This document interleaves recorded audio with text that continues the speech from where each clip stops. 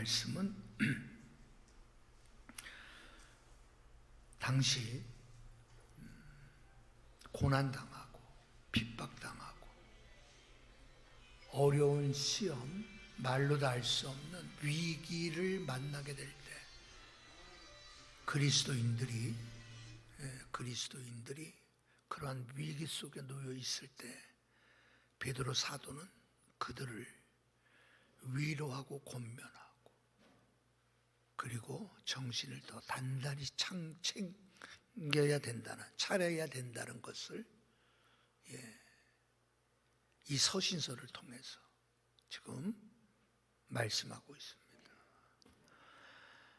베드로 전서를 쓸 이 당시가 우리가 잘 아는 로마의 최고의 박해 시대, 네로 황제 시대니까 AD 64년경 말할 수 없는 이제 박해와 핍박이 이제 그들에게 닥쳐질 텐데 성도들이 이 어떠한 이와 같은 시험과 이와 같은 고난 속에서 어떻게 이겨내야 될지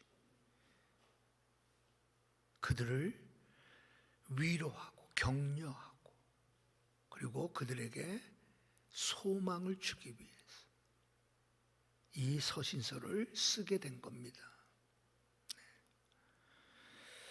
우리 성도님들도 그렇지만 이 땅에 살다가 내가 감당할 수 없는 위기를 만날 때가 누구에게나 다 있습니다.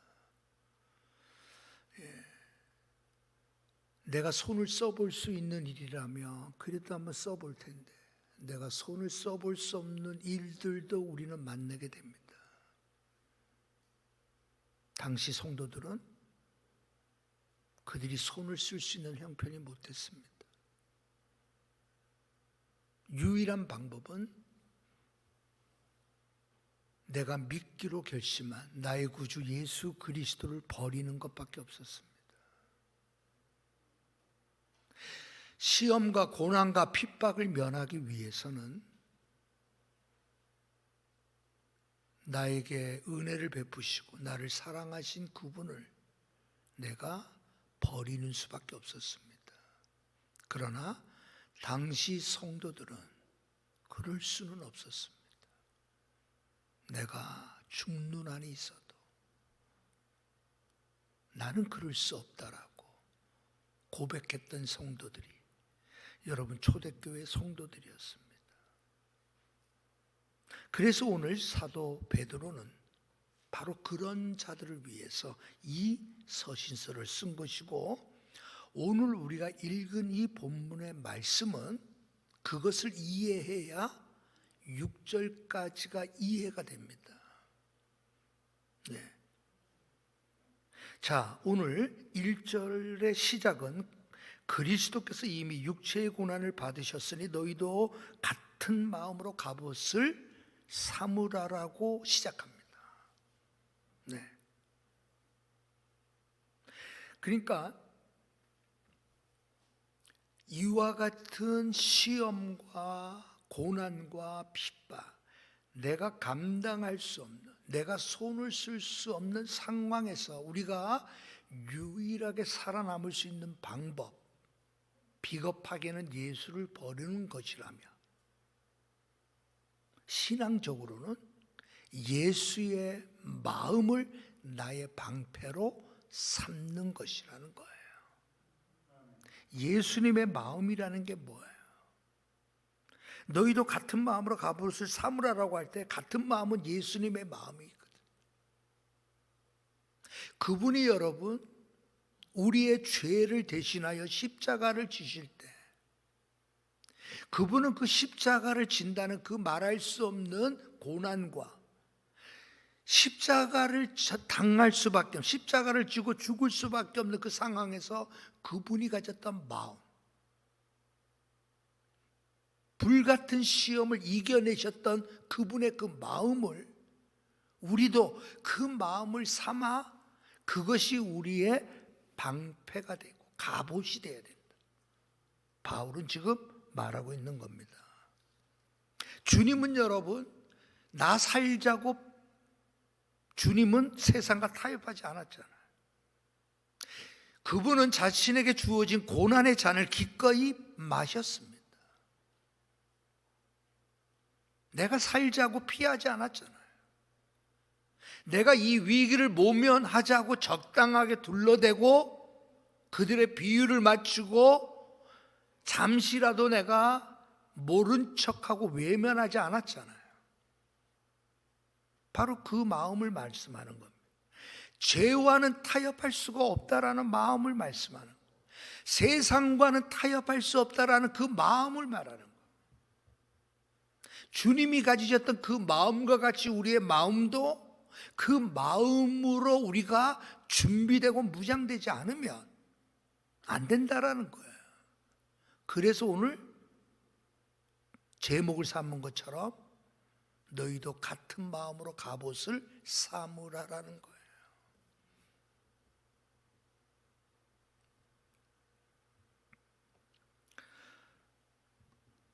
베드로는 이제 환난과 핍박과 말할 수 없는 이제 그들 앞에 닥쳐진 시험 앞에 그들로 하여금 오히려 더 그들을 재촉시키는 게 뭐예요? 맞서 싸우라는 거. 피하려고 생각하지 말고 숨으려고 생각하지 말고 나 예수님 버릴래요라고는 생각지도 말라를. 오히려 정신을 차리고 오히려 맞서 싸울 준비를 하라는 거예요. 여러분이 그것을 할 수 없으니까 예수님의 마음을 늘 생각하라는 거예요. 세상과 타협할 수 없고 죄와 적당하게 타협할 수 없으셨던 그 예수님의 간절함, 그 예수님의 끈질김, 그 예수님의 그 비장한 마음가짐, 너희들도 그 마음이 여러분들의 마음이 돼야 된다는 거예요. 그것이 우리의 갑옷이라는 거예요. 그렇잖아요, 여러분.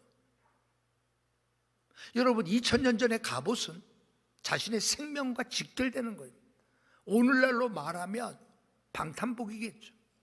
여러분, 전쟁에 나가는 사람이 아유 방탄복 거추장스럽다고 방탄복 안 입고 나가는 사람 한 명도 없습니다.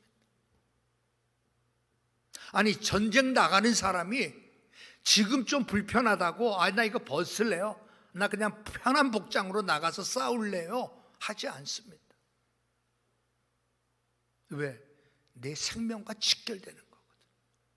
당시 여러분 베드로의 표현은 갑옷이라는 것은 생명과 직결되는 거예요. 그 갑옷이 없으면 언제 어떻게 될지 몰라요. 그래서 여러분 베드로 사도뿐만 아니라 사도 바울도 갑옷의 비유를 많이 했어요. 네. 왜? 죽고 사는 문제는 여기에 달려있기 때문입니다. 내가 어떠한 갑옷을 입고 있느냐에 따라 내가 산 자가 될 수 있고 죽은 자가 될 수 있단 말이에요. 내가 어떤 갑옷으로 내 자신을 무장하고 지켜나가려고 할 때 내가 마지막 날 그리스도 앞에서 내가 어떠한 존재가 되어지는가가 결정되기 때문에 그렇습니다. 그래서 6절이 나온 거예요. 6절을 해석할 수 있는 분이라면 오늘 나가실 때 제가 선물을 드리도록 하겠습니다. 6절을 읽습니다. 다 같이 읽어봅니다. 이를 위하여 죽은 자들에게도 복음이 전파되었으니 이는 육체로는 사람으로 심판을 받으나 영으로는 하나님을 따라 살게 하려 함이라. 이를 위하여 죽은 자들에게도 복음이 전파되었으니 라는 이 부분, 예.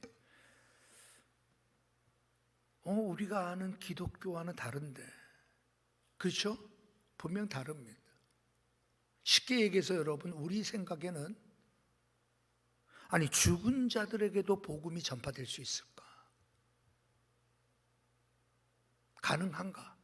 근데 베드로 사도는 분명히 말씀하기를 죽은 자들에게도 복음이 전파되었으니라고 말하니까 이게 성경에 기록됐으니까 죽은 자들에게도 복음이 전파될 수 있다.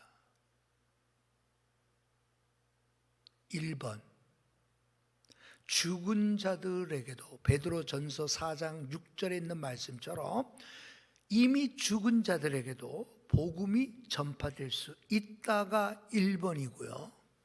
2번 이미 죽은 자들에게는 복음이 전파될 수가 없다가 2번이에요. 3번은 없습니다. 자, 그러면 먼저 2번부터 합니다. 죽은 자들에게는 복음이 전파될 수가 없다. 손 드셔요. 없다. 2분, 세 분, 손 내리시오. 베드로전서 4장 6절에 있는 말씀처럼 죽은 자들에게도 복음이 전파되었으니라고 말씀하신 것을 보면 죽은 자들에게도 복음이 전파될 수 있다. 손 들어보세요. 성경 기록한 대로 있다. 있다. 네. 손 안 드신 분은 나가실 때 목사님 혈압 오르지 않도록 혈압약 먹도록 1,000원씩 내고 가세요. 1,000원. 네. 손 들라고 할 때 손 드세요. 둘 중에 하나. 예. 여러분 6절을 이해하기 위해서 1절을 이해를 해야 돼요. 제가 먼저 말씀드렸죠. 그렇죠? 1절. 자, 이 1절에 있는 이 부분을 쉬운 성경으로 표준 세 번역에는 이렇게 번역되어 있습니다. 그리스도께서는 육신으로 고난을 받으셨습니다. 여러분도 같은 마음으로 무장하십시오. 육신으로 고난을 받은 사람은 이미 죄와 인연을 끄는 자입니다. 이게 이제 표준 세 번역에 기록된 부분이에요. 우리가 본 말씀을 보면 그죠? 조금 어려워요. 쉽게 표현한 거예요. 그리스도께서는 육신으로 고난을 받으셨습니다. 육신으로 고난 받은 그것을 생각하며 우리의 마음으로 무장하라는 거예요. 같은 마음으로 무장하십시오. 그래야 뭐가 된다고요? 육신으로 고난을 받은 사람, 그리스도께서 고난 받은 것처럼 육신으로 고난을 받은 사람들은 이미 죄와 인연을 끄는 자입니다. 그렇게 시작하는 거예요. 저는 오늘 이 본문을 중심으로 해서 제가 이 본문을 선택하게 된 이유는 그겁니다. 우리는 언젠가는 하나님 앞에 가게 됩니다. 언젠가 우리는 하나님 앞에, 하나님이 우리를 부르실 때 언젠가는 우리는 갑니다. 그러나 가기 전에 우리가 분명히 해야 될 것 하나가 있다라는 거예요. 우리가 하나님 앞에 가기 전에 그것을 여러분 한문으로는 여생이라고 얘기하죠. 여생. 죽기 전에, 내가 숨지기 전까지 나의 남은 삶을 여생이라고 얘기하잖아요. 어떤 사람에게 여생이 10년일 수도 있고 20년일 수도 있어요. 어떤 사람에게 여생은 너무나도 갑작스럽게 찾아올 수도 있어요. 누구에게나 여생 동안 해야 될 일이 있다는 거예요. 대부분 사람들은 남은 삶을 어떻게 살까 하면 먼저 떠오르는 것들이 어떤 내용이냐고 하면 내가 얼마 남은지는 모르지만 건강하게 젊게 오래 사는 것이 목표로 삼아. 그런 욕심이 보통 욕심이 아니야. 건강하고 젊게, 그것도 오래. 그게 세상 사람들 생각하는 여생. 구질구질하게 오래 살면 뭐해? 다 그렇게 얘기하잖아요. 병든 몸으로 오래 살면 뭐해? 다 얘기하죠. 그러니까 여러분, 여생이 어떻게 되기를 원해요? 건강하고 젊게. 그 정도만 하면 될 것 같은데 오래까지 들어가요. 이게 세상 사람들이 생각하는 여생에 관한 생각이에요. 우리 그리스도인들의 여생은 어때야 할까요? 오늘 본문은 그걸 말해요. 이들은 여러분 네로 왕제의 핍박 때문에 언제 어떻게 죽임당할지 몰라요. 그들의 여생이 얼마나 남았는지 몰라요. 어쩌면 여러분 오래 있을 수도 있지만 아마 베드로 사도가 생각할 때 그들의 여생은 너무 짧게 남은 거예요.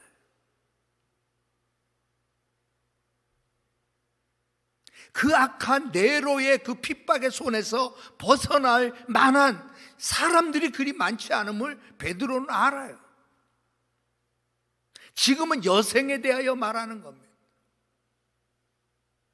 2절 말씀 보면 하나님의 뜻을 따라 사람의 정욕을 따르지 않고 하나님의 뜻을 따라 육체에 남은 때를 살게 하려 함이라. 베드로의 머릿속에는 이런 그리스도인들, 성도들, 예수님 때문에 이제 당하게 될, 맞이하게 될, 부딪힐 수밖에 없는 사느냐 죽느냐의 문제, 그것도 여러분 사자의 밥이 되느냐, 검투사에 의하여 잔혹하게 죽임당하느냐. 여러분 그것이 언제일 줄은 모르지만 아마 얼마 남지 않았음을 그들은 서로 다 알고 있었단 말이에요. 바로 그런 자들에게 뭘 말하는 거예요? 그 육체에 남은 때 여생을 어떻게 살아야 될 것인가를 말해주고 싶은 거예요. 그래서 여러분 베드로전서 4장 이 말씀 나오고 이 말씀 때문에 6절이 나온 거예요. 여러분 우리가 죽기 전에 내가 해야 될 일이 뭐예요? 죽기 전에 내가 해야 될 일은 다른 거 없습니다. 나의 남은 때 하나님의 뜻을 쫓아 온전한 삶을 살아드리는 거예요. 유혹이 올 때 유혹을 끊어버리고, 그죠? 핍박이 올 때 그 핍박을 두려워하여 예수를 부인하는 자가 아니라 세상 사람들이 예수님 때문에 우리를 조롱한다 할지라도 그 조롱 때문에 의기소침한 자가 아니라 오히려 내가 세상에서 조롱당하고 핍박당하고 욕먹는 것이 오히려 영광스러움인 줄 알고 오히려 그것 때문에 하나님 앞에 감사할 수 있는 자가 되는 것이 우리가 해야 될 일들이라 말이에요. 지금 베드로 사도는 성도들에게 이와 같은 것을 알려주고 싶은 거예요. 이제 곧 시험, 그것도 불같은 시험이 그들 앞에 기다리고 있지만 여러분 불같은 시험 두려워하지 마십시오. 겁내지 마십시오. 우리가 예수 그리스도의 마음을 갖고 있으면 그분이 우리를 이길 힘을 주실 겁니다. 우리가 결코 쓰러지게 내버려 두실 분이 아닙니다. 그분은 우리를 당당한 그리스도인으로 우리를 붙잡아 줄 겁니다. 세상 사람들이 위협하지만 오히려 그들은 우리의 모습을 보고 두려워하게 될 겁니다. 예수 그리스도의 마음, 그 마음이 여러분들의 마음이 되게 하십시오. 그래서 여러분 7절 보면 만물의 마지막이 가까웠으니 그러므로 너희는 정신을 차리고 나오죠? 정신을 차리는 거예요.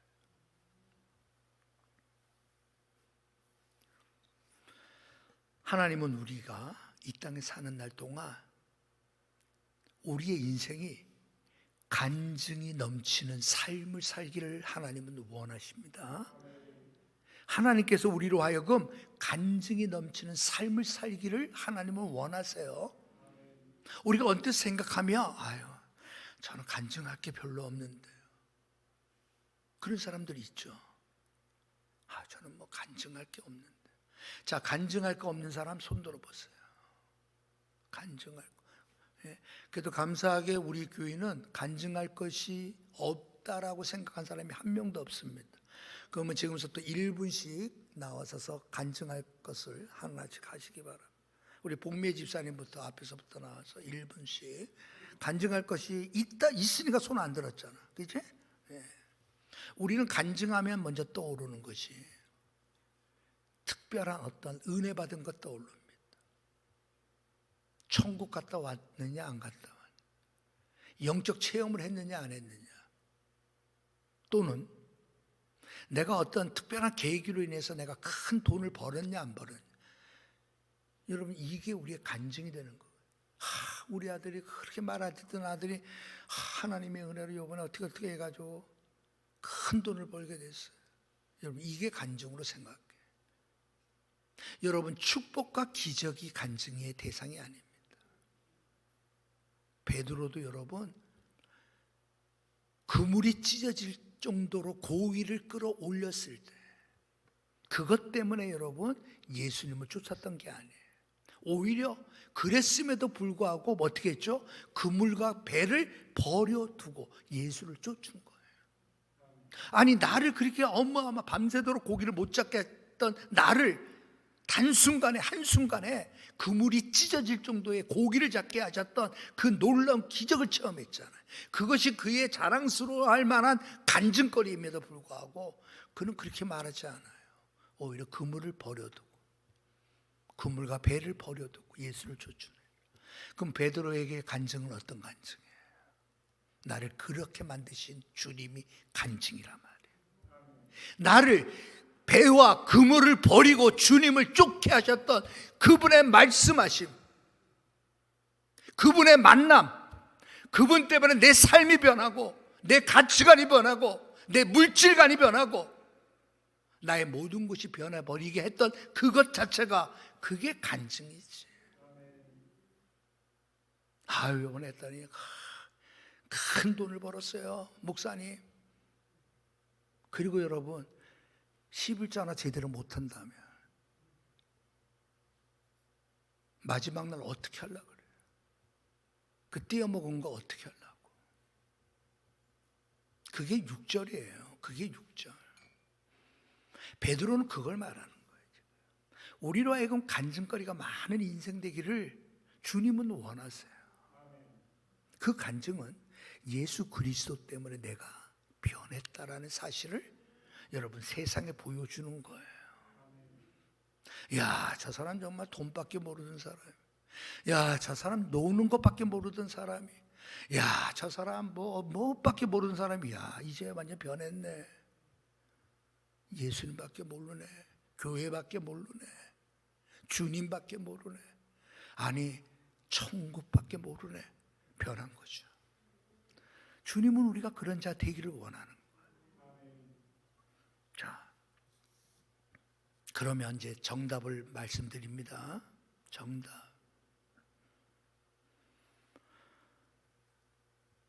이를 위하여 라고 말할 때 5절입니다.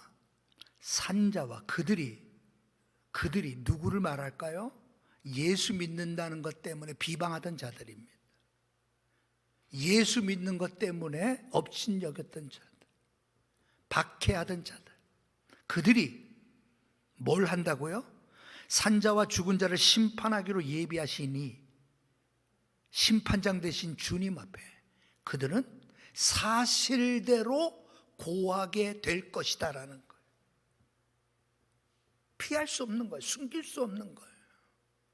그들이 행한 대로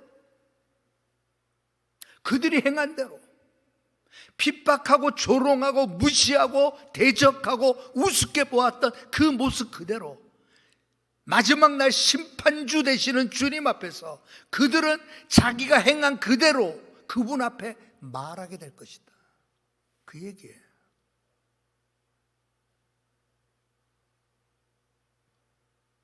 그러면서 나온 말씀 뭐죠? 이를 위하여, 그렇게 나오죠. 이것 때문에라고 생각하면 더 쉬워요. 이것 때문에. 예. 그러니까 오늘 여기에 있는 이 말씀은 그러한 일들이 일어날 것이다. 마지막 날 심판주 앞에서 자기가 행한 그대로 그분께 고백하고 고해해야 될 때가 올 것이다. 주님을 대적하고 하나님을 핍박하고 불신앙자들은 그들이 행했던 그대로 숨길 수 없다. 다 고하게 될 것이다. 그러면 거꾸로가 생각나야 되잖아. 불신자들은 그렇게 말해. 야, 교회 가면 밥 주냐? 야, 예수 믿어라, 내 손을 믿어라, 내 손에 장을 지진다. 옛날에 별의별 얘기 다 하잖아. 자, 그들은 그렇댔죠. 그들은 그렇게 행한 그대로 주님, 심판주 되시는 주님 앞에서 그들은 그렇게 말하게 될 거라는 거예요. 그럼 반대로 믿는 사람들은 어떨 거예요? 바로 그 얘기가 6절이에요. 아시겠죠? 6절이 그 얘기예요. 다시 말해서 불신자들이 아니에요. 불신자를 포함한 모든 죽은 사람이 아니라 예수 그리스도를 나의 구주 삼고 그 복음의 영광이 무엇인 줄 알아 자신의 죄를 회개하고 이제는 내 뜻대로가 아니라 주님 뜻대로 내가 살겠습니다라고 결단하고 살아왔던 사람들, 그들에게 복음이 전해졌어요? 안 전해졌어요? 전해졌죠. 그걸 말하는 거예요. 죽기 전에 이미 예수 그리스도의 복음이 그들에게 전해져서 그 복음을 붙들고 살았던 사람, 그 복음의 영광이 얼마나 큰지를 알고 그 복음의 영광 속에서 살았던 그 사람들, 주님이 재림하시기 전에 죽을 수밖에 없었지만 그들의 몸은 흙으로 돌아갈 수밖에 없지만 그러나 그들의 영혼은 어떻게 된다는 거예요? 영생을 누릴 거라는 말씀을 지금 하는 거예요. 그러면 오늘 이 본문은 우리는 죽은 자들에게 복음이 전파된다라고 말하는 것은 가톨릭적이죠. 쉽게 얘기해서 여러분, 면죄부가 떠오르죠. 아이고, 우리 할머니는 예수님 모르고 돌아가셨는데, 아이고, 이 말씀 보니까, 아이고, 우리 목사님이 그랬는데 죽은 자에게도 복음이 전파된대요. 근데 뭐가 있어야 된대. 그러면서 뭘 요구할까요? 뻔할 뻔이죠. 이 말씀 아니에요. 대부분의 이단들은 이 말씀을 이렇게 문자적으로 해석합니다. 대표적으로 여러분, 마릴 성도 그리스도 예수의 교회, 쉽게 얘기해서 몰몬교, 조셉 스미스가 만든 몰몬교에서는 여러분 이것을 그렇게 가르치죠. 똑같습니다. 죽은 자를 위하여 기도하고 그들을 위하여 선을 행하지 아니하면 너희가 받은 구원이 흔들릴 수 있음을 기억하라라고 조셉 스미스는 가르쳤어요. 요즘에 이단, 하나님의 교회를 비롯한 모든 이단들은 이 말씀을 문자적으로 해석합니다. 죽은 자에게도 복음이 전해진다라는 이 말씀 문자적으로 해석해서 뭐예요? 인간의 어떠한 공로, 자선, 하나의 여러분 쉽게 해서 돈벌이의 수단으로 삼는, 이 말씀은 그런 말씀이 아니라, 이 말씀은 여러분 우리가 배울 때 30, 40년 전이에요. 강도사님은 몰투만에 대해서 안 배웠죠? 예, 우리 때는 몰투만에 대해서 배웠어요. 쉽게 얘기해서 여러분 희망의 신학, 만유구원론, 보편적 구원, 막 이런 식이에요. 그러니까 이 말씀을 어떻게 해석하는가 하면, 우리는 복음을 받아들고 그 복음의 영광이 무엇인지 알고 그 복음대로 살았던 구원받은 특별한 하나님의 은총을 입은 자들로 우리는 국한하잖아. 그러나 여러분, 희망신학을 얘기하고 만유구원론을 이야기하는 자들은 어떤 거예요? 하나님은 사랑의 하나님이시기에 인간을 파멸시킬 수가 없으신 분이다. 그러므로 모든 사람은 다 구원받는다, 쉽게 얘기해서 그 얘기예요. 성경은 그렇게 말하지 않아요. 아무나 누구나 어떻게 살든지, 아니 어떻게 살았든지, 무슨 소리예요? 아니 분명히 말씀하잖아요. 사실대로 고하게 될 그날이 있단 말이에요. 악한 일을 행한 사람은 악한 일을 행한 대로 심판주 되신 그분 앞에 악한 일을 한 그대로 고하게 될 거예요. 왜 그때 그렇게 악한 일을 했는지, 왜 그때 그렇게 하나님을 대적하며 살았는지, 아니, 교회만 왔다 갔다 한 사람들도 해당되겠죠. 복음이 무엇인지를 모르고 그 복음에 사로잡히지 않고 입으로만 예수 믿었던 사람들도 그날 말해야 될 거 아니에요. 자, 그렇다면 우리가 어떻게 예수의 마음을 가질까요? 저는 이게 중요한 거예요. 우리의 남은 때 다 몰라요. 내 남은 때 내게 어떤 일이 닥쳐온다 할지라도 우리에게 뭐가 필요할까요? 정신력이 필요한 거예요. 정신력. 그 정신력이라고 하는 게 뭐냐면 나에게는 주님이 있다라는 정신력입니다. 내 정신력이 아니에요. 예수님의 마음으로 나는 갑옷을 삼겠노라라고 하는 그 정신력을 말하는 거예요.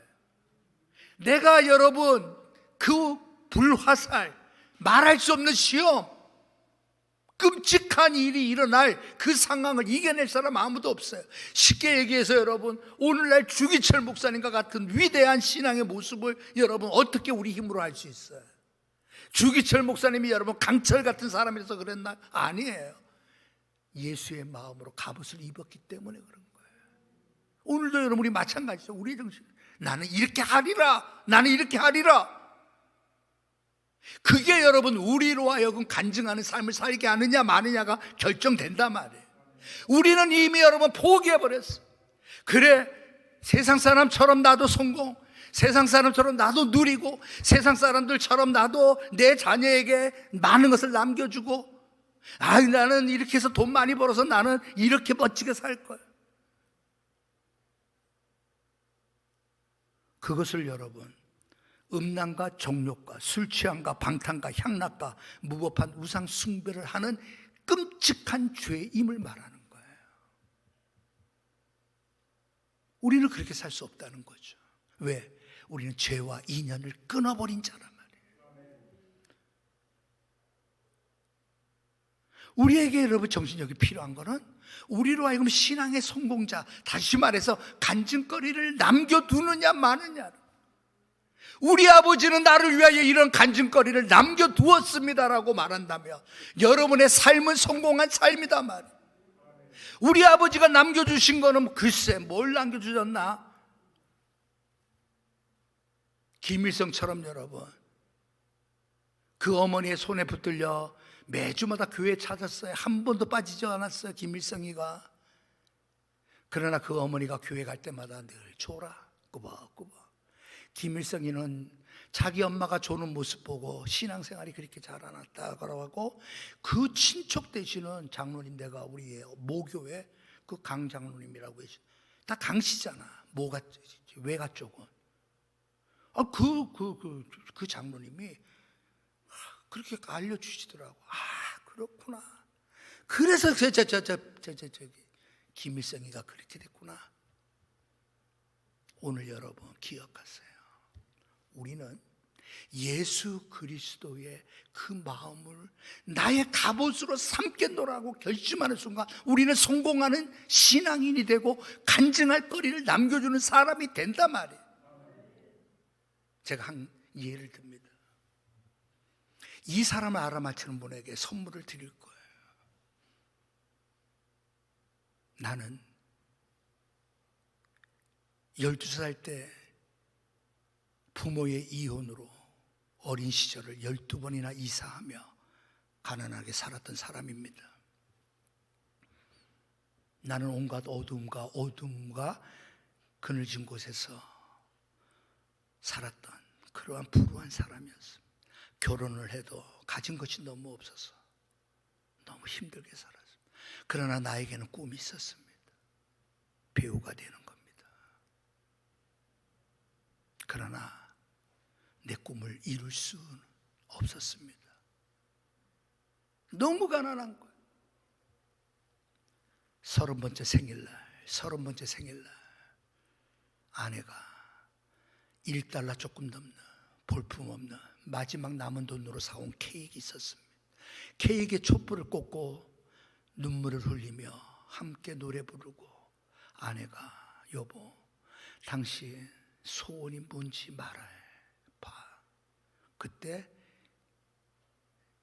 말했습니다. 나는 이렇게 가난하게 사는 게 너무 지긋하다.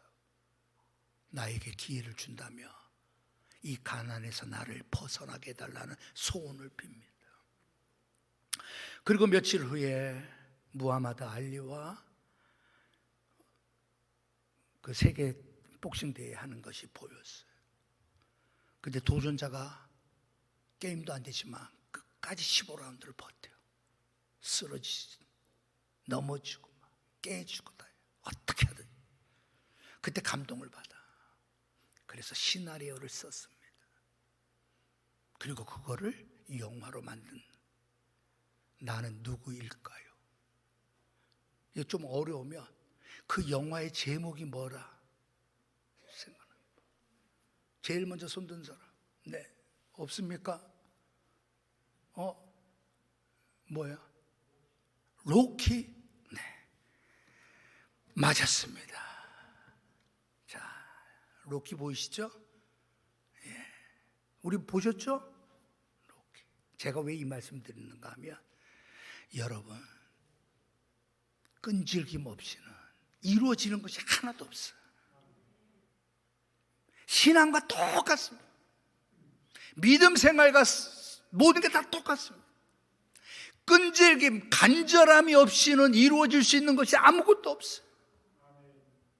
적당히 예수 믿어서 여러분 신앙의 유산을 남겨줄 사람 없습니다. 대충 예수 믿어서 신앙의 간증을 자녀들에게 남겨줄 사람 아무도 없습니다. 실베스터 스텔론처럼 끈질김이 있어야 돼.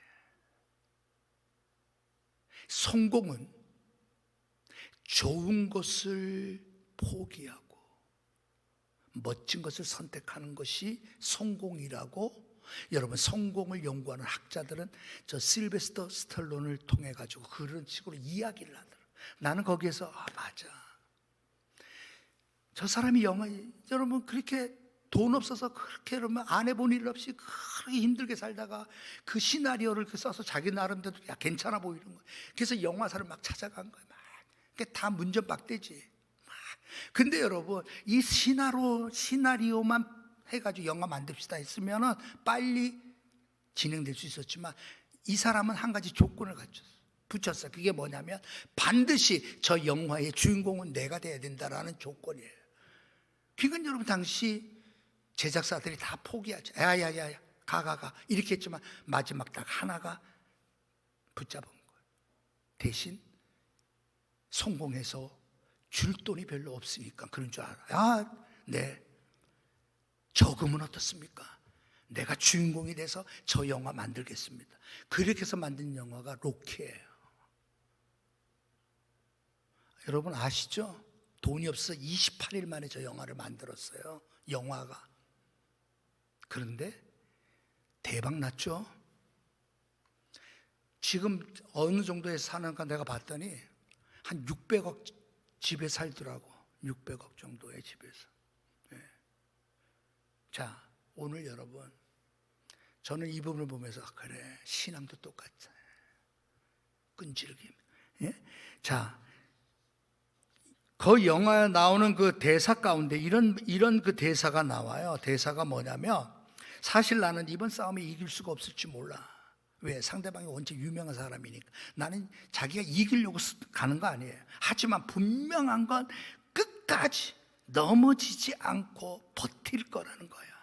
시합에 져도 괜찮고 몸이 부셔져도 괜찮아. 다만 끝까지 해내고 싶어. 그래서 여러분 15라운드까지 버티잖아.